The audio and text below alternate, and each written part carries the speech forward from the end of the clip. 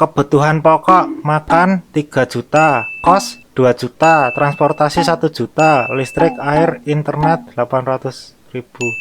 Lah, kusik aku rasa sanggup maca nih. Oke, ya bismillah yuk kita lanjutkan yuk. Kebutuhan tidak pokok, hiburan, konser bioskop, oke, 1 juta, liburan 1 juta, belanja pribadi 600.000, makan di luar 300, oke.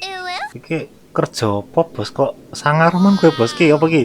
Kebutuhan lain-lain, pendidikan 900.000, olahraga pilates 400.000.